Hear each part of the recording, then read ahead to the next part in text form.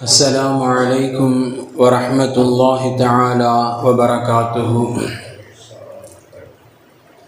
الحمد لله رب العالمين والعاقبة للمتقين والصلاة والسلام على سيدنا أفضل المرسلين وعلى آله وصحابه وأزواجه وذرياته وأهل بيته وأتباعه أجمعين. أما بعد، فقد قال الله تعالى في القرآن العظيم وفي الفرقان الحميد: والذين إذا أنفقوا لم يسرفوا ولم يقتروا وكان بين ذلك قواما. صدق الله العلي العظيم. عن أنس بن مالك رضي الله تعالى عنه قال: قال رسول الله صلى الله عليه وسلم: إن من السرف أن تأكل كل ما اشتهيت. وصدق رسول الله صلى الله عليه وسلم. எல்லா புகழும் புகழ்ச்சியும் ஏக இறையோனாகிய வல்லோன் அல்லாஹுக்கு சுப்ஹானஹு வ தஆலா ஒருவனுக்கே உரித்தாகட்டுமாக. அவனது இறுதி தூதர் ஹாத்தமுன் நபி முஹம்மதுன் ஸல்லல்லாஹு அலைஹி வஸல்லம் அன்னவர்கள் மீதும் அன்னாரது வாழ்க்கை வழிமுறைகளை தங்களது வாழ்வின் எல்லா நிலைகளிலும் கடைபிடித்து வந்த உத்தம சத்திய சஹாபாக்கள், தாபிஈன்கள், தபஉ தாபிஈன்கள், அக்தாபுகள், அவுலியாக்கள், நல்லோர்கள், நாதாக்கள், மேலும் உலகளாவிய முஸ்லிம்கள், குறிப்பாக நம் அனைவர்கள் மீதும் வல்ல ரஹ்மானின் அன்பும் அருளும் என்றென்றும் நிறைவாக உண்டாகட்டுமாக. ஆமீன். அன்பிற்குரிய அல்லாஹ்வின் நல்லடியார்களே, அல்லாஹுக்கு சுப்ஹானஹு வ தஆலா இந்த இஸ்லாமிய மார்க்கத்தை ஒரு முழுமையான வாழ்வினுடைய வழிகாட்டுதலாக, வாழ்வினுடைய எல்லா சந்தர்ப்பங்களிலும் எல்லா நேரங்களிலும் எடுத்து நடைபெறுவதற்குண்டான ஒரு அழகிய வாழ்வியல் வழிகாட்டியாகவே அல்லாஹ் ரப்புல் ஆலமீன் இந்த இஸ்லாமிய மார்க்கத்தை அமைத்திருக்கின்றான் என்பது உண்மையிலேயே அதில் ஏற்று நடக்கக்கூடிய, அதில் வழிபட்டு நடக்கக்கூடிய உண்மையை நாம் எல்லாம் பெருமைப்பட வேண்டிய தருணங்கள். இந்த இஸ்லாமிய மார்க்கம் என்பது வெறுமனே மறுமை சார்ந்து மட்டுமே ஒரு மனிதனை, ஒரு மூமினை ஒருபோது சிந்திக்க சொல்லவில்லை, அல்லது உலகின் காரியங்களில் நம்மால் ஈடுபடக்கூடாது என்று இஸ்லாமிய மார்க்கம் ஒருபோதும் நம்மை தடுத்ததும் கிடையாது. மாறாக வாழ்வினுடைய எந்தெந்த பொழுதுகளில் நமது வாழ்க்கையை எப்படி அமைத்து கொண்டால் வெற்றியாளனாக நம்மால் வாழ்ந்துவிட முடியும், வலம் வர முடியும் என்பதை வகுத்து கூறுவதுதான் இந்த இஸ்லாமிய மார்க்கத்தினுடைய மிகச்சிறந்த ஒரு எடுத்துக்காட்டு.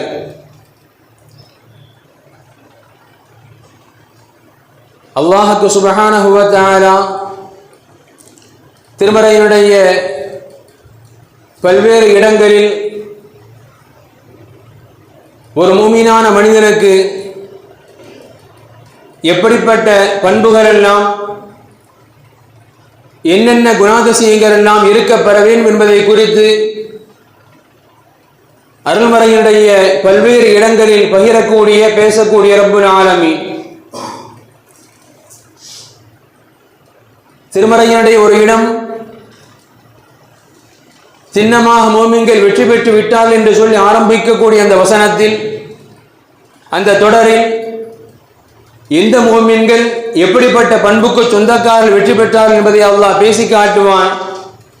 தொழுகையாளிகளாக, ஜகாத்தை கொடுப்பவர்களாக, வீணான காரியங்களில் தங்களை தவிர்த்து கொள்பவர்களாக, இப்படி அல்லாஹ் ரப்புல் ஆலமீன் சில குணாதிசயங்களை அல்லாஹ் பட்டியல் போட்டு காட்டுவான். அதுபோன்று திருமறையினுடைய பல்வேறு இடங்களில் ஒரு மூமினான மனிதனிடத்தில் இருக்கக்கூடாத பண்புகளாக, வறுமைக்கு பயந்து ஒருபோதும் உங்களது குழந்தைகளை கொன்று விடாதீர்கள், அருவருக்கத்தக்க மானக்கேடான பாவங்களின் பக்கம் ஒருபோதும் நெருங்கி விடாதீர்கள், பூமியிலே பெருமையோடு அகம்பாவத்தோடு திரியாதீர்கள், வியாபாரங்களிலே அளவை நிர்வகிகளை மோசடி செய்யாதீர்கள். ஒரு மூமினிடத்தில் இருக்கக்கூடாத பண்புகள் என்கின்ற ரீதியில் அல்லாஹ் திருமறையினுடைய சில இடங்களில் இப்படி ஒரு மூமின் எந்தெந்த காலங்களில் எந்தெந்த சந்தர்ப்பங்களில் எப்படிப்பட்ட பண்புகளோடு நடந்து கொண்டால் அவனால் இந்த உலகிலும் நாளை மறுமையிலும் வெற்றியாளனாக வாழ முடியும் என்கின்ற தத்துவங்களை எல்லாம் பேசி காட்டக்கூடிய அல்லாஹ் ரப்புல் ஆலமீன் திருமறையில் ஃபுர்கான் என்று சொல்லப்படக்கூடிய ஒரு சூரா, அந்த சூராவுடைய கடைசி பகுதி அல்லாஹ் இந்த அடியார்களை அல்லாஹ் பெருமையோடு பேசுகின்றான். வஇபாதுர் ரஹ்மான், வஇபாதுர் ரஹ்மான், ரஹ்மான் ஆகிய என்னுடைய அடியார்கள் என்று அல்லாஹ் பெருமைப்பட அல்லாஹ் பேச துவங்குகின்றான். அப்படி அல்லாஹ்விற்கு சொந்தக்காரர்களாகிய அந்த அடியார்கள் அவர்களிடத்தில் என்னென்ன வாழ்வியல் பண்புகள் எல்லாம் இருக்கும் என்று அல்லாஹ் ஒரு 4-5 வசனங்கள் அல்லாஹ் தொடர்ந்து பேசி காட்டுவான். அதில் அல்லாஹ் ரப்புல் ஆலமீன் பேசக்கூடிய எல்லா விஷயங்களும் மிக மிக தேவையானது, அவசியமானது என்று இருந்தாலும் கூட இன்றைய கால சூழ்நிலைக்கு நமது வாழ்வையோடு பொருந்தி பார்க்க வேண்டிய ஒரு மிகப்பெரிய விஷயமாக அல்லாஹ் அதை ஒன்றை அல்லாஹ் பதிவேற்றம் செய்வான். இபாதுர் ரஹ்மான் யார் தெரியுமா? அவர்களிடத்திலே இந்த தன்மைகள் இந்த பண்புகள் இருக்கும் என்று அல்லாஹ் பேசுகின்றான். என்ன பண்பு? வல்லதீன இதா அன்ஃபகு, யார் அல்லாஹ்வின் அடியார்கள், ரஹ்மானுடைய அடியார்கள் யார்? வல்லதீன இதா அன்ஃபகு, அவர்கள் உலகின் காரியங்களில் செலவு செய்வார்கள். எப்படி தெரியுமா? லம் யுஸ்ரிஃபு வலம் யக்துரு, லம் யுஸ்ரிஃபு வலம் யக்துரு, வீண் விரயமா செலவு செய்ய மாட்டாங்க, அதே வேளையில் செய்ய வேண்டிய செலவை சுருக்கிக் கொள்ளவும் மாட்டார்கள். வகான பைன ஸாலிக கவாமா, அவர்கள் திட்டமிடலோடு நடுநிலையாக அவர்கள் நடந்து கொள்வார்கள் என்கின்ற ஒரு பெருமையை, ஒரு பாராட்டுதலை அல்லாஹ் ரப்புல் ஆலமீன் இபாதுர் ரஹ்மானுக்கு உண்டான பண்பாக அல்லாஹ் பெருமைப்படத்தக்க ரீதியில் அல்லாஹ் சொல்லி காட்டுகின்றான். இந்த வசனம் நமக்கு சொல்ல வரக்கூடிய விஷயம், ஒரு மூமினை பொறுத்தவரை தனது வாழ்வியலை எப்படி வாழ வேண்டும், தனது பொருளாதாரத்தை எப்படி செலவு செய்ய வேண்டும் என்கின்ற ஒரு முறைகள், நெறிமுறைகள் ஒரு மூமினுக்கு அடிப்படையாக தெரியப்பட வேண்டும் என்கின்ற ஒரு அடிப்படை கல்வியை குறித்து அல்லாஹ் ரப்புல் ஆலமீன் இந்த வசனத்தின் வாயிலாக இந்த உம்மத்திற்கு அல்லாஹ் தெளிவுபட சொல்லி காட்டுகின்றான். இன்றைய உலகை பொறுத்தவரை கல்வி என்கின்ற பெயரில் இவைகளெல்லாம் இன்று கல்விகளாக மாற்றப்பட்டுவிட்ட ஒரு உலகில் ஒரு மனிதனுக்கு தேவையான அடிப்படை வாழ்வியல்களை குறித்து சொல்லி காட்டக்கூடிய, பேசக்கூடிய ஒரே மார்க்கம் இந்த இஸ்லாமிய மார்க்கம் தான்.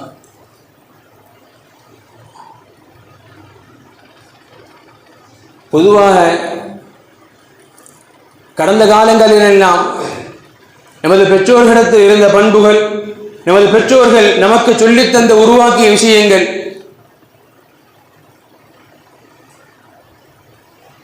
சிக்கனம் என்பது, சேமிப்பு என்பது ஒரு மனிதனுக்கு அவசிய தேவை என்பதை வலியுறுத்தி வளர்த்தவர்கள் நமது பெற்றோர்கள்.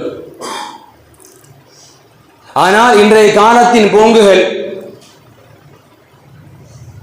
சிக்கனத்திற்குண்டான வழிகளை மனித சமூகத்திலிருந்து ஒட்டுமொத்தமாக தொலைத்துவிட்ட அல்லது மறக்கடித்து விட்ட ஒரு சூழலில் நமது வாழ்க்கை பயணப்படுகின்றது என்பதுதான் காலங்கள் நமக்கு உணர்த்தக்கூடிய யதார்த்தமான உண்மை.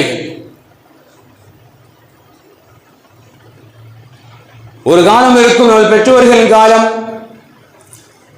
வீட்டுக்கு என்ன தேவை என்பதை வீட்டில் இருக்கக்கூடிய தாய்மார்கள் கணவனிடத்தில் சொல்ல,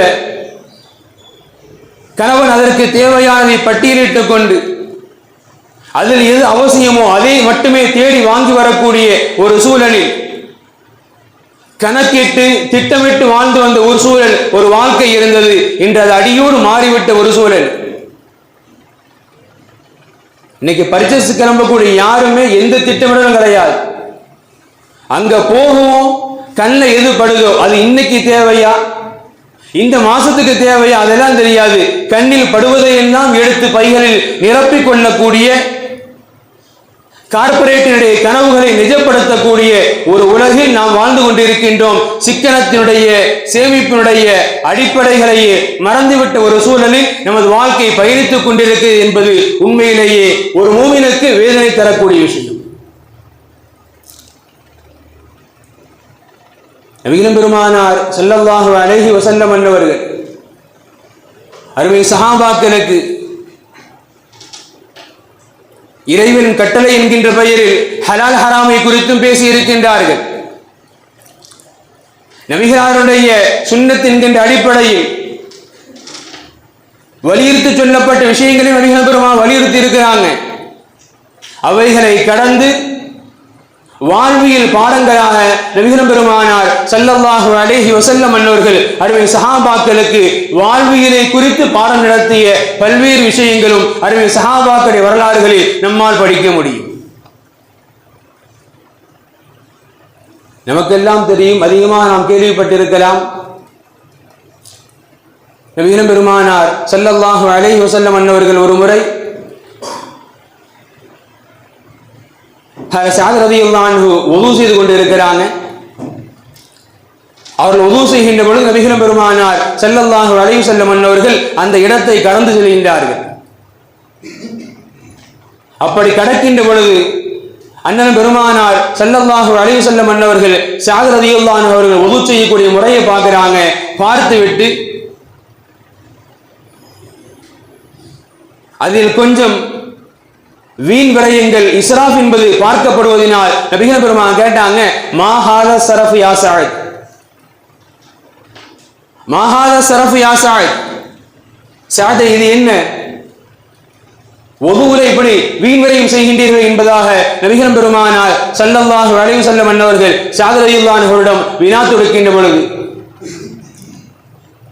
சஅத் ரலியல்லாஹு அன்ஹு ஆச்சரியத்தோடு நபிகள் பெருமானார் கேட்டாங்க, அஃபில் வுதுஇ ஸரஃபுன், அஃபில் வுதுஇ ஸரஃபுன், நபியே நாயகமே, வுதுவிலும் கூட, வுது செய்யும் தண்ணீரிலும் கூட வீண்விரயம் கருதப்படுமா, பார்க்கப்படுமா என்று நபிகள் பெருமானாரிடத்தில் ஆச்சரியத்தோடு பதில் வினா தொடுக்க நபிகள் பெருமானார் இப்படி பதில் சொல்வார்கள், நஅம் வஇன் குன்த அலா நஹரி ஜாரின்,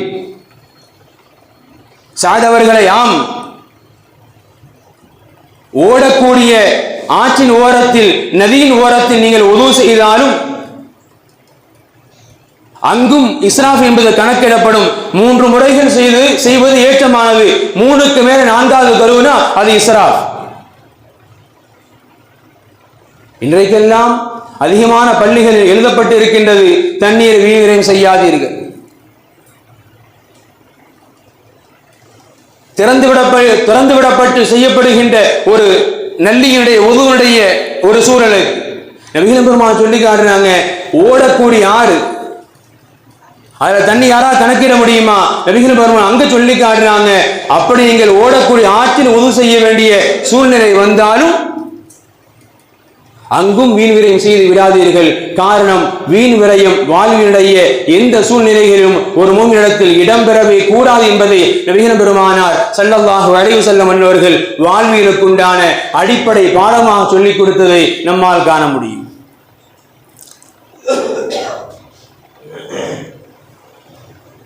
நபிகள் பெருமானாருடைய வாழ்வியல் கற்பித்தல் நாம் அதிகமாக கேள்விப்பட்டிருக்கலாம், ஆனால் நடைமுறைப்படுத்தாத ஒன்று. நபிகள் பெருமானார் ஸல்லல்லாஹு அலைஹி வஸல்லம் அவர்கள் அருமை சஹாபாக்களுக்கு வாழ்வியல் பாடங்களை குறித்து எப்படியெல்லாம் போதித்திருக்கின்றார் என்கின்ற வரலாறு ஹஜ்ரத் அனஸ் ரலியல்லாஹு அறிவிப்பாங்க. நபிகள் பெருமானார் ஸல்லல்லாஹு அலைஹி வஸல்லம் அவர்கள் சாப்பிடுவார்கள். அப்படி சாப்பிடுகின்ற பொழுது இதா சுகித்தத்து லுக்மத்து அஹதிக்கும், நபிகள் பெருமானார் கற்றுக் கொடுக்கிறாங்க, உங்கள் ஒருவர் உணவை சாப்பிடுகின்றார். அப்படி சாப்பிடுகின்ற பொழுது அவரது கையில் இருந்த ஒரு உணவு தட்டில் விழாமல் கீழே விழுந்து விட்டது. நபிகள் பெருமானார் கற்றுத் தர்றாங்க வாழ்வியல் பாடமாக, ஃபல் யுமித் அன்ஹல் அதா வல் யாகுல்ஹா. ஃபல் யுமித் அன்ஹல் அதா, உணவு தட்டில் விழல, கீழே விழுந்துருச்சு. அதில் ஏதாவது தூசுகள் படிந்திருக்கலாம், ஏதாவது கிருமி ஒட்டி இருக்கலாம். எனவே நபிகள் பெருமானார் சொல்றாங்க, ஃபல் யுமித் அன்ஹல் அதா, அதில் பட்டிருக்கக்கூடிய அந்த தூசையை, அந்த கிருமியை நீங்கள் நீக்கிவிடுங்கள். நீக்கிவிட்டு வல் யாகுல்ஹா, கீழே விழுந்த அந்த உணவையும் அந்த உணவு பருக்கையும் நீங்கள் மீண்டும் சாப்பிடுங்கள்.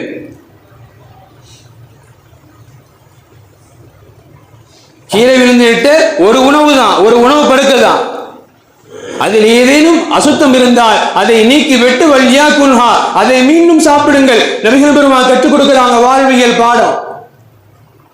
ஒரு சோறு, ஒரு பருக்க சோறு தானே, ஒரு சின்ன உணவு துண்டு தானே. மார்க்கத்தின் பார்வையில் அதுவும் வீண் விரையும், விட்டாதீங்க. நபிகள் பெருமானார் இப்படி சேர்த்து சொல்லி கொடுத்தாங்க, வலா யதஉஹா லிஷைத்தான், வலா யதஉஹா லிஷைத்தான், அந்த உணவு பருக்கை நீங்கள் விடுதல் அது ஷைத்தானுக்காக நீங்கள் விட்டு விடுவதை போன்று ஆகிவிடும். எனவே கீழே விழுந்த அந்த உணவு பருக்கையும் நீங்க எடுத்து சாப்பிடுங்க. இன்றைக்கெல்லாம் இஸ்லாமிய விருந்துகளில் கூட, இஸ்லாமிய உணவு உபசரிப்புகளில் கூட எவ்வளவு தூரங்கள் உணவுகள் வீணடிக்கப்படுகின்றது என்பதை இந்த சமுதாயம் யோசித்து பார்க்கும் என்று சொன்னால், நபிகள் பெருமானாருடைய வார்த்தைக்கு நாம் எவ்வளவு தூரங்கள் முரண்பட்டு வாழ்ந்து கொண்டிருக்கின்றோம் என்பதை நம்மால் எளிதாக உணர்ந்து கொள்ள முடியும். ஒரு சின்ன உணவு பொருட்களை கூட, அதுவும் கூட வீணாக விடப்படக்கூடாது, அதுவும் கூட உங்களுக்கு உண்டான சக்திகளாக சேமிக்க பெற வேண்டும். நபிகள் பெருமானார் ஸல்லல்லாஹு அலைஹி வஸல்லம் அவர்கள் வாழ்வியலுக்கு உண்டான அழகிய வழிமுறை நபிகள் பெருமானார் சொல்லி கொடுத்தாங்க. இன்றைக்கெல்லாம் சமுதாயத்தை பொறுத்தவரை இந்த சிக்கனம் என்பது, சேமிப்பு என்பது நமது வாழ்வினுடைய எல்லா முறைகளிலும், எல்லா விஷயங்களிலும் தவறவிடப்பட்டதின் விளைவு கடந்த காலங்கள் தண்ணீர் சிக்கனம், தேவை இக்கணம், அதன் பிறகு ஒரு காலம் மின்சார சிக்கனம், இன்னைக்கு வந்து நிற்குது எரிபொருள் சிக்கனம். இந்த சமுதாயம் சிந்திக்க வேண்டிய ஒரு சூழல் கொண்டு போய் நிறுத்தி இருக்கின்றது எரிபொருள் சிக்கனம். இந்த போர் எதற்காக நடத்தப்படுகின்றது, யாருக்காக நடத்தப்படுகின்றது என்பதையெல்லாம் கடந்து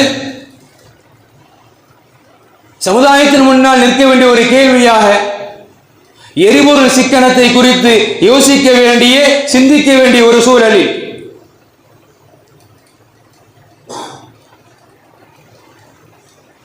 நம்மை ஆளும் வர்க்கம் கொஞ்சம் கொஞ்சமாக நமக்கு உணர்த்தி கொண்டே இருக்கிறாங்க. நாம் கொரோனாவின் காலங்களை சமாளித்தோம், இதுவும் ஒரு நீண்ட போருக்கு உண்டான காலம். அவர் லேசாக அறிவிப்பு கொடுக்கிறார், நாம் கொரோனாவின் காலங்களை சமாளித்து வந்து விட்டோம், வெற்றி பெற்று விட்டோம், இதுவும் ஒரு நீண்ட ஒரு தேவைக்கான ஒரு காலம் அறிவிப்பு கொடுக்கிறார். அரசியல் சார்ந்த வல்லுநர்கள் நமக்கு தெளிவாக சொல்றாங்க, 5 மாநில தேர்தலுக்காக வேண்டிய வெயிட்டிங், அவ்வளவுதான். நெருங்கிக் கொண்டு இருக்கக்கூடிய 5 மாநில தேர்தலுக்காக வேண்டிய வெயிட்டிங், அது முடிந்ததற்கு பிறகு இந்த பொருளாதார முடக்கம் என்பது என்னென்ன வழிகளெல்லாம் இந்த சமுதாயத்தின் மீது திணிக்கப்படும் என்பதை நீங்கள் பார்க்கலாம்.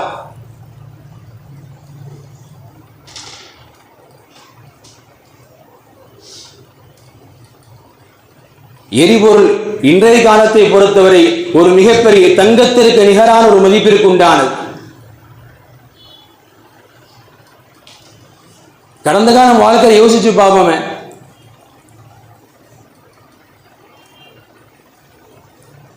தனி நபருக்காக ஒரு வாகனத்தை பயன்படுத்தியவர்கள், தனி நபருக்காக ஒரு வாகனம், ஒரு மிகப்பெரிய கார், நடந்து போகக்கூடிய இடங்களுக்கு வாகனத்தில் பயணம். சின்ன பிள்ளைங்க கூட கடைக்கு போகணுமா, வண்டி தான் போயிட்டு வர்றேன்.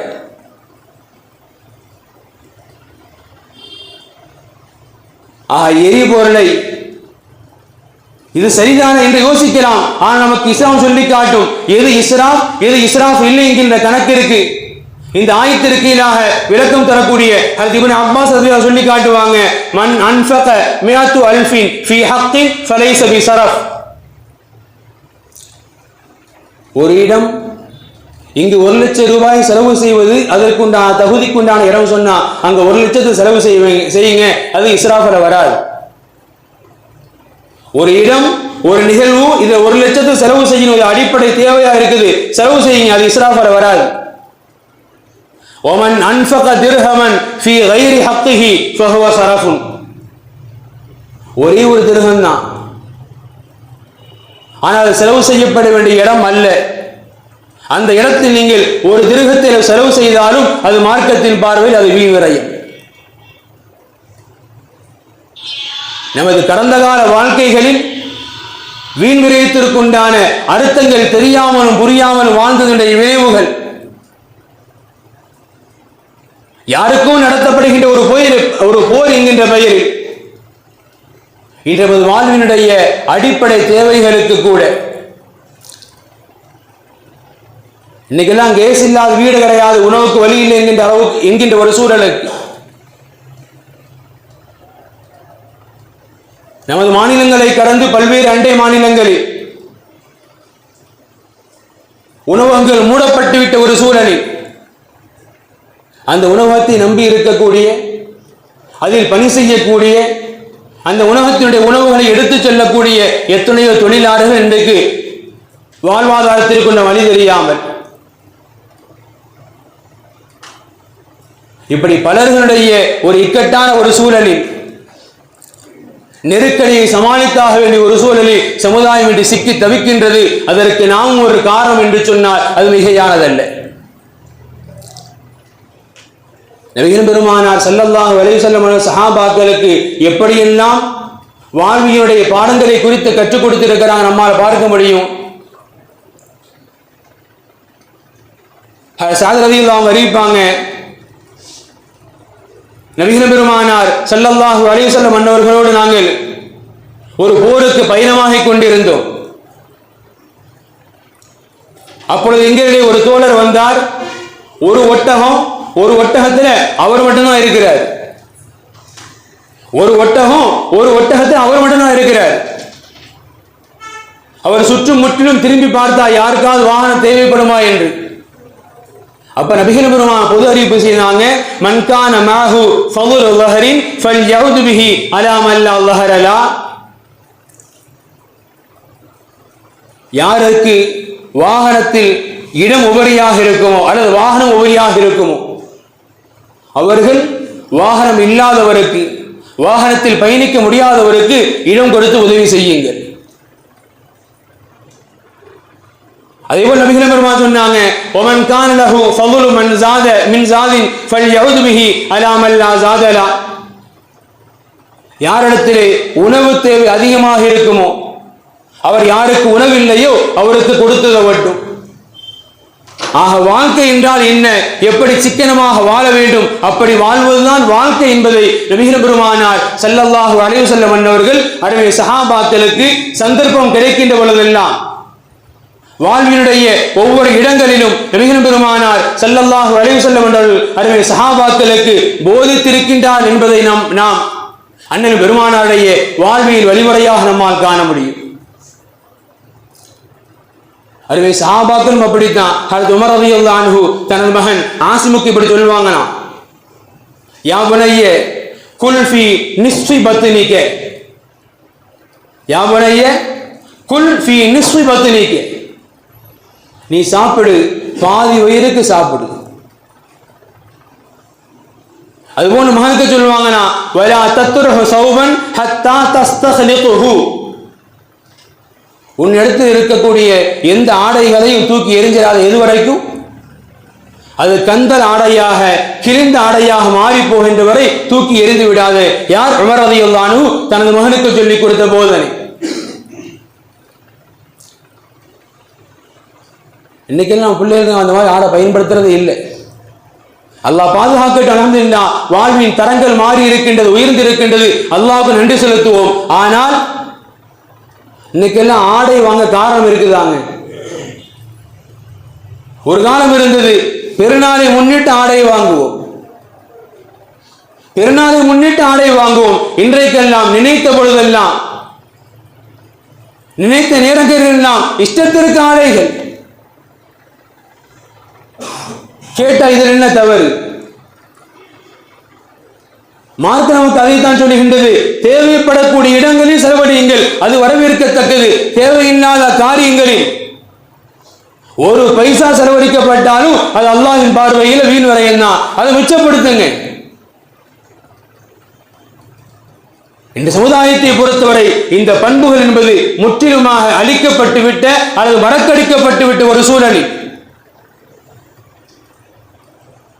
எது தேவை எது தேவையில்லாது என்று அறியப்படாத ஒரு சூழலில் நாமும் வளர்ந்து நமது பிள்ளைகளை வளர்க்க துவங்கி இருக்கின்றோம். உண்மையிலே வேதனைப்பட வேண்டிய விஷயம்.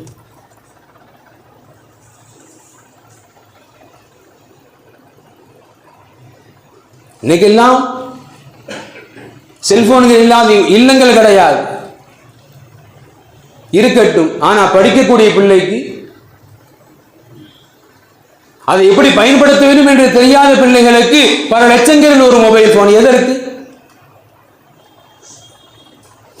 சில லட்சங்கள். ஏன் அந்த மொபைல் போன்கள்? படிப்பிற்கு தேவை என்றால் அதற்கு தகுந்த விலையில். என் பிள்ளைக்கு தானே கொடுக்கிறேன், என்கிட்ட இருக்குது. இஸ்லாம் சொல்லுகின்றது, தேவையானதற்கு செலவழி, வரவேற்கலாம். அவைகளை கடந்த நமது செலவழிவுகள் உண்மையிலேயே மார்க்கம் தடுக்கின்றது. அல்லாஹ்வுடைய கோபத்திற்குண்டான செலவினங்கிறவைகள். ஹஜ்ரத் உமர் ரலியல்லாஹு அன்ஹு எப்படி வாழ வேண்டும் என்கின்ற வழிமுறையை சொல்லித் தருகின்ற பொழுது அழகாக சொல்லித் தருவாங்க. ஒரு மனிதன் அறிவாளி எப்படி வாழணும் தெரியுமா? உமர் சொல்லி காட்டக்கூடிய வார்த்தை, வஹ்சுனு தத்பீரி ஃபில் மஈஷா, வாழ்க்கை அழகாக வாழ தெரிந்தது யாருக்கு தெரியுமா? எப்படி செலவு செய்யணும் யாருக்கு தெரியுது, அவனுக்கு அழகாக வாழ தெரிந்தாங்க. எப்படி செலவு செய்ய வேண்டும், எதில் செலவு செய்ய வேண்டும் என்பது யாருக்கு தெரிகின்றதோ அவரது வாழ்க்கை அழகான வாழ்க்கை என்றாங்க. இன்னும் சொல்ல போனால் அஃதலு மின் நிஸ்பில் கஸப், சம்பாத்தியத்தில் பாதி சிறப்பு எப்படி செலவு செய்யணும் தெரிந்தவருக்கு உண்டுங்கிறாங்க. சம்பாதிக்கிறது சாதாரண விஷயம் இல்லை, ஆனால் செலவு செய்வது ஈஸி. மார்க்கம் சொல்லுகின்றது, குலஃபாய் ராஷிதீன்கள் சொல்லி காட்டுறாங்க, செலவு செய்வது மார்க்கத்தின் பார்வையில் சிரமம் தான். எப்படி செலவு செய்யணும், எதற்காக செலவு செய்ய வேண்டும் தெரிந்து கொண்டால் அது சம்பாத்தியத்தில் பாதிங்கிறாங்க. இன்றைக்கெல்லாம் கடனில் மிகுந்து போகக்கூடிய குடும்பங்களுக்கு உண்டான மிகப்பெரிய பின்னணியே எதில் செலவு செய்யணும்னு சொல்லி தெரியறது இல்லை நினைக்கலாம் வாழ்க்கையில. என் அன்பிற்குரிய அல்லாஹ்வின் நல்லடியார்களே, காலங்கள் மாறிக்கொண்டே இருக்கின்றது, காலத்தின் தேவைகள் மாறிக்கொண்டே இருக்கின்றது. ஒரு காலத்தில் தங்கத்துல முதலீடு பண்ணா, இன்னைக்கு அதை விட்டுட்டா இன்னைக்கு தங்க விலை இறங்கிட்டு வருது, அடுத்ததை ஒன்று தேடி போறான். மார்க்க நமக்கு மிக தெளிவான வழிகாட்டுதல், வாழுங்கள். எப்படி இஸ்லாம் வாழ வேண்டும் என்று சொல்லி காட்டுகின்றதோ, குறிப்பாக நடுநிலையோடு, வீண் விரயங்களும் வேண்டாம், ஒரேடியாக சுருக்கிக் கொள்ள வேண்டாம். எதுவாக இருந்தாலும், தண்ணீராக இருக்கட்டும், பொருளாக இருக்கட்டும், வீட்டின் உபயோக பொருளாக இருக்கட்டும், ஆடையாக இருக்கட்டும், எதுவாக இருந்தாலும் அது அளவு தெரிந்து வாழ பழகிக் கொள்ளுங்கள், கண்டிப்பாக நஷ்டம் ஏற்படாது என்கின்ற உத்தரவாதத்தை அல்லாஹ் தருகின்றான். அல்லாஹ் ரப்பல் ஆலமீன் சமுதாயம் சந்திக்க போகின்ற பெரும் பேரழிவுகளிலிருந்து, குறிப்பாக உணவு தட்டுப்பாடில் இருந்து அல்லாஹ் இந்த சமுதாயத்தை முழுவதுமாக பாதுகாப்பானாக. வாழும் காலம் முழுக்க அவனது அருளோடு வாழக்கூடிய பாக்கியத்தை அல்லாஹ் நம் அனைவருக்கும் தந்து அருள்வாளிப்பானாக. வாஹிரு தஅவாஹும் அனில் ஹம்துலில்லாஹி ரப்பில் ஆலமீன். அஸ்ஸலாமு அலைக்கும் வரஹ்மத்துல்லாஹி தஆலா வபரகாத்துஹு.